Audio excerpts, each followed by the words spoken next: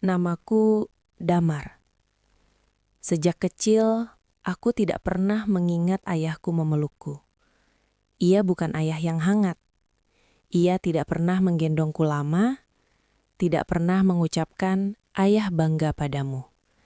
Tidak pernah bertanya bagaimana perasaanku. Ayah selalu terlihat sibuk. Wajahnya keras, suaranya berat, dan langkahnya selalu cepat.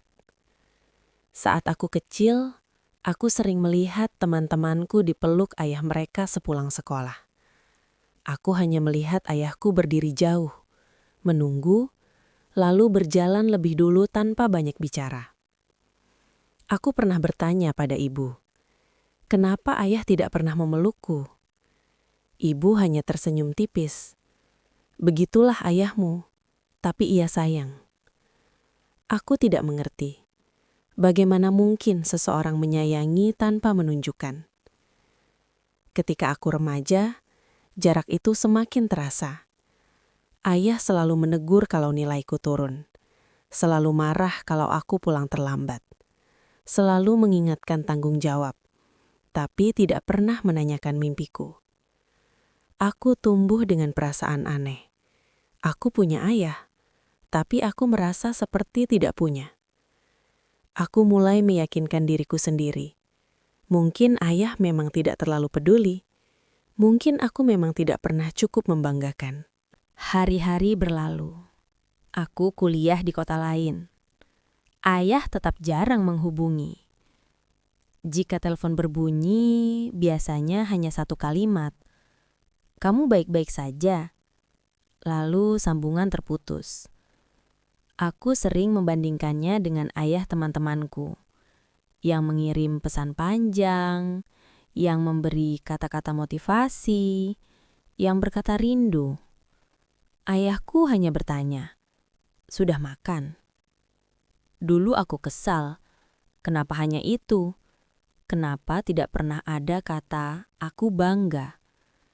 Kenapa tidak pernah ada "ayah sayang kamu"? Suatu hari aku pulang tanpa memberi kabar. Rumah sepi.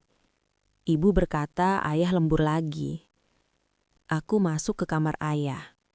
Untuk pertama kalinya. Di meja kecilnya ada map tua. Isinya semua fotoku. Dari TK sampai wisuda SMA. Ada potongan koran lomba yang pernah kuikuti. Ada sertifikat yang sudah kulupakan. Semua tersusun rapi. Di sudut map ada tulisan kecil. Untuk Damar, semoga lebih tinggi dari ayah. Tanganku gemetar. Aku tidak pernah tahu ayah menyimpan semua itu. Aku tidak pernah tahu ia memperhatikan sedetail itu. Dan untuk pertama kalinya, aku merasa ada sesuatu yang selama ini tidak kulihat. Sejak hari itu, aku mulai memperhatikan hal-hal kecil. Setiap kali aku pulang, sepatu favoritku sudah dibersihkan. Motorku selalu terisi bensin. Lampu kamar selalu diganti sebelum rusak.